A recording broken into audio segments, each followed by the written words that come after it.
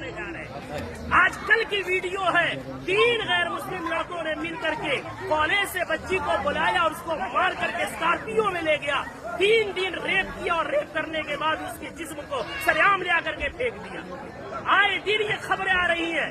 मैं पूछना चाहता हूँ, इसके पीछे के जिम्मेदार मुआशरे के हमारे और आप जैसे बेगैरत लोग नहीं है जो शादियों में, नाच गानों में, पैसों में आग लगा रहे और आग लगा करके शादियों को इतना मुश्किल बना दिया कि वक्त में शादियां नहीं हो रही है, जिसकी वजह से हमारी बेटियां, जज्बात उनमें भी है, जज्बात की रो में बह करके एजुकेशन वाली बच्चियां गैरों के गोद में खेल नहीं रही है, बल्कि टिश्यू पेपर बना करके उन्हें इस्तेमाल करके गली कूचों में फेंक नहीं दिया जा रहा है, बल्कि उनके चेहरे उड़ाए जा रहे हैं। इतने अदब एहतराम के साथ बार बार इसरार करने के बाद झुक करके, बाप कह करके, भाई कह करके, ईमान का हवाला देकर, इस्लाम का हवाला देकर, पूरी सोसाइटी के आदो पैमान का हवाला देकर के कहा गया, लेकिन फिर क्यों नहीं माने?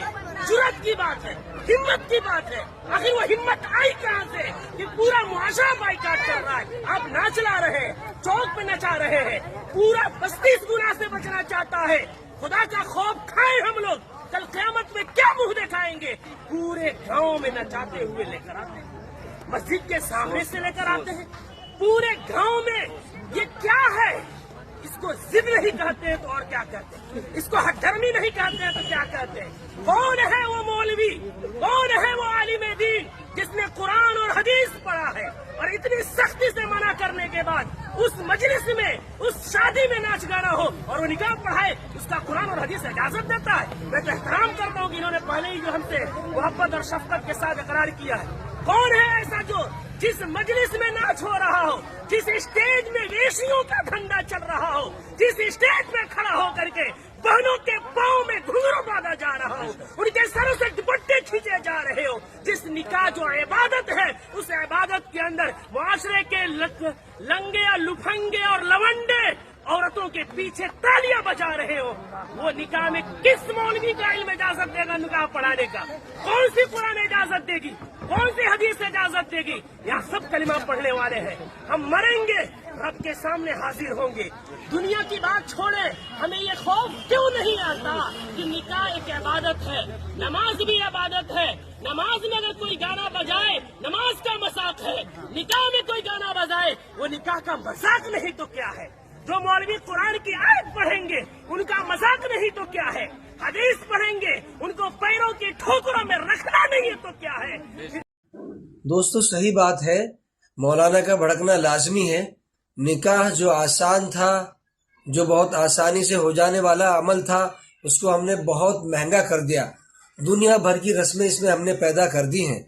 जहेज की गाड़ियां, 2 व्हीलर, 4 व्हीलर और दुनिया भर के नाच गाने, तमाशे, डांस वगैरह, तो इसको हमने खुद महंगा कर दिया।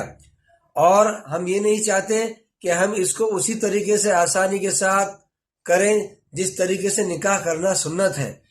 और एक बात इसमें यह भी है कि आम पब्लिक के साथ साथ अगर ये उलमाए किराम, ये काजी हजरात जो निकाह पढ़ाते हैं, अगर ये आपस में तय कर ले कि अगर शादी ब्याह में नाच गाना होगा तो हम निकाह नहीं पढ़ाएंगे और कोई भी निकाह पढ़ाने नहीं जाए, तो इंशाअल्लाह ताला इस पर बहुत जल्दी कंट्रोल किया जा सकता है। हमारे काजी हजरात को, हमारे इमाम हजरात को चाहिए कि जिस शादी में इस्लाम से हटकर कुछ रसूमात हों, नाच गाने हों, डांस वगैरह हों, उसमें वो निकाह पढ़ाने ना जाए, चाहे उनकी मस्जिद के जिम्मेदार भी कितना जोर उन पर दें, क्योंकि रोजी का मालिक अल्लाह है। अगर ये आपस में तय कर ले इस बात को कि हमको उस शादी में जाकर के निकाह नहीं पढ़ाना है जिस शादी में गैर इस्लामी काम होंगे, तो इंशाअल्लाह ताला खुदा की ज़ात से उम्मीद है ये गैर इस्लामी काम, नाच गाने बहुत जल्द जो है शादियों से रुक जाएंगे इंशाअल्लाह ताला।